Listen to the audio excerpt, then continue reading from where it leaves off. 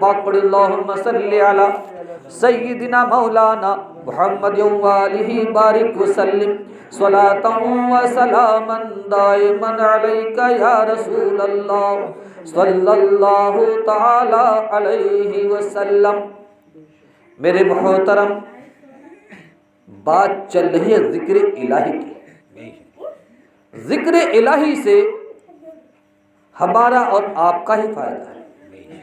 ऐसा नहीं है कि हम अगर अल्लाह का जिक्र करें, अल्लाह का जिक्र करें, अल्लाह की इबादत करें तो अल्लाह के मकाम और रुतबे में कोई इजाफा हो जाए। ये तो रब का करम है हमारे ऊपर, आपके ऊपर, अल्लाह तबारक व तआला हमें और आपको अपनी इबादत की तौफीक देकर हमारे और आपके मकाम और रुतबे में इजाफे का सबब बनाता है। अगर हम रब की इबादत करें तो इस इबादत के जरिए अल्लाह तबारक व तआला हमें और आपको अपनी रज़ा और खुशनुदी अता फरमाता है। आज हमारे और आपकी नज़र में नेकी की कोई कदर व कीमत नहीं, लेकिन कल बरोज़े क़यामत हमें और आपको नेकी की कदर व कीमत का पता चल जाएगा कि नेकी की कदर व कीमत क्या है। कहीं ऐसा न हो कि नेकी की कमी की बुनियाद पर जन्नत में जाने से रोक दिया जाए, जहन्नम का रास्ता दिखा दिया जाए। उस वक्त नेकी की कीमत क्या होती है, नेकी की कदर क्या होती है, उस वक्त हमें और आपको पता चलेगा। आपने बारहा सुना होगा, कल बरोज़े क़यामत जबकि आमाल नामे तोले जा रहे होंगे, एक शख्स जो मीज़ान अमल के पास मौजूद होगा, नामे आमाल तोले जा रहे होंगे। जब उसकी बारी आएगी, उस वक्त जब उसके नामे आमाल देखे जाएंगे तो उनके पास नेकियां तो बहुत होंगी, उनके पास नेकियां बहुत होंगी, लेकिन जन्नत में जाने के लिए जितनी नेकियों की ज़रूरत होगी उनमें सिर्फ एक नेकी की कमी रह जाएगी, सिर्फ एक नेकी की। यानी एक नेकी अगर और होती तो जन्नत का हकदार करार दिया जाता, लेकिन सिर्फ एक नेकी की कमी की वजह से अल्लाह रब्बुल आलमीन जन्नत में जाने से रोक देगा। मिसाल के तौर पर आप बाजार जाएं और बाजार जाकर आप एक बैल खरीदें। बैल के मालिक ने आपसे कहा कि इसकी कीमत 20,000 रुपये, इसकी कीमत 20,000 रुपये है। आपने जेब में हाथ डाला, रुपए निकाले, गिन कर देखा तो आपके पास 19,999 रुपये निकले, यानी 1 रुपया कम। आपने बैल के मालिक से कहा कि 1 रुपया कम है, ये ले लो। तो बैल के मालिक ने आपको क्या जवाब दिया? 1 रुपया पहले चाहिए। 1 रुपया कम होने की वजह से आपको वो माल न मिला जो आप खरीदना चाहते थे। फिर आपने दिल में सोचा कि बाजार में हम घूम फिर कर देखते हैं, हो सकता है जान पहचान का कोई मिल जाए, 1 रुपया लेकर आऊँगा। आप तलाश करते हैं, कोई अगर मिल जाता है उसे 1 रुपया बतौर कर्ज, बतौर उधार लेते हैं और बैल खरीद कर आप घर लाते हैं। इसी तरह जब नामे अमाल तोले जा रहे होंगे। एक नेकी की कमी की वजह से जन्नत में जाने से रोक दिया जाएगा और जहन्नम में जाने का फरमान, जहन्नम में भेजने का फरमान जारी कर दिया जाएगा। उस वक्त वो शख्स रब की बारगाह में अर्ज करेगा, मौला मैदान महशर में हमारे बहुत सारे जानकार मौजूद हैं, मैदान महशर में हमारे वालिद मोहतरम भी मौजूद हैं, मैदान महशर में हमारी वालदा मोहतरमा भी हैं, मैदान महशर में हमारी बीवी बच्चे भी मौजूद हैं, मैदान महशर में हमारे दोस्तों अहबाब भी मौजूद हैं। ए परवरदिगार आलम, तू मुझे इजाज़त अता फरमा कि मैं मैदान महशर में जाऊं और किसी से एक नेकी मांग कर लाऊं, किसी से एक नेकी मांग कर लाऊं। इजाज़त मिल जाएगी। अब वो मैदान महशर की तरफ आएगा और तलाश कर रहा होगा कि मुझे कोई ऐसा आदमी मिल जाए जो मुझे एक नेकी देकर मेरे ऊपर एहसान करे और मैं जन्नत में जाने का हकदार बन जाऊं। चुनाचे तलाश करते करते वालिद मोहतरम से मुलाकात हो जाएगी। सामने से वालिद मोहतरम आते हुए नजर आएंगे। जब वालिद साहब से मुलाकात होगी, दुआ सलाम के बाद वो शख्स अर्ज करेगा, ए मेरे वालिद मोहतरम, मैं आपका नूरे नज़र हूँ, मैं आपका लख्ते जिगर हूँ।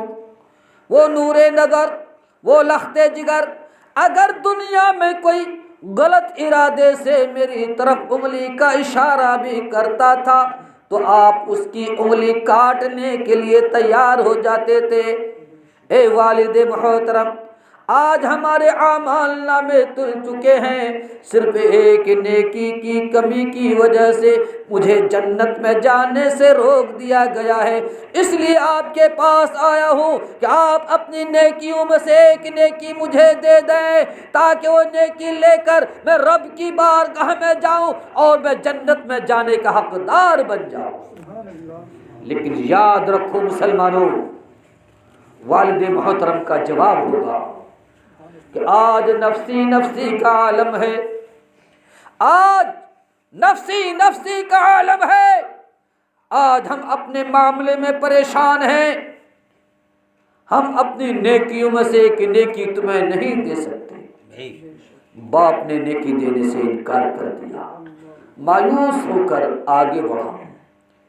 सामने वालदा मोहतरमा से मुलाकात हो जाएगी। अर्ज करेगा, अम्मी जान, मैं आपका नूरे नज़र हूँ, आपका लख्ते जिगर हूँ। वो नूरे नज़र, वो लख्ते जिगर जिनसे आप इतनी मोहब्बत करते थे, इतनी मोहब्बत करते थे, खुद भूखी रहती थी, मुझे खाना खिलाया करती थी। अगर मुझे बुखार आ जाता था तो रात रात भर की नींद आप अपने ऊपर हराम कर लेती थी। खुद गीले बिस्तर पर सोती, मुझे खुश्क बिस्तर पर आराम और सुकून की नींद सुलाती थी। लेकिन ऐ मेरी वालदा मोहतरमा, हमारे आमाल नामे तुल चुके हैं, सिर्फ एक नेकी की कमी की वजह से आपके नूरे नज़र को जहन्नम में जाने का हुक्म मिल गया है। इसलिए आपके पास आया हूँ, अगर आप अपनी नेकियों में से एक नेकी मुझे दे दें तो मैं जन्नत में जाने का हकदार बन जाऊँगा। उस माँ का जवाब होगा, नफ्सी नफ्सी का आलम है, आज तो हम अपने मामले में परेशान हैं, मैं तुम्हें अपनी नेकियों में से एक नेकी नहीं दे सकती।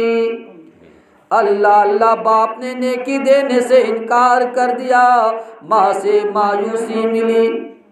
आगे बढ़ेंगे, सामने शरीके हयात मिल जाएगी, बीवी से मुलाकात होगी।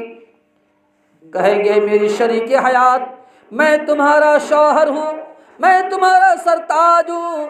वो सरताज जब मैं दुनिया में था, मैं घर से बाहर होता, जब तक मैं घर वापस नहीं आता उस वक्त तू मेरे इंतज़ार में रहती, सोती तक न थी, खाना तक नहीं खाती थी। लेकिन आज तुम्हारे शौहर के आमाल नामे तुल चुके हैं, सिर्फ एक नेकी की कमी की वजह से तुम्हारे सरताज को जन्नत में जाने से रोक दिया गया है। इसलिए मैं तुम्हारे पास आया हूँ कि तुम अपनी नेकियों में से एक नेकी मुझे दे दो, ताकि तुम्हारा सरताज जन्नत में जाने का हकदार बन जाए।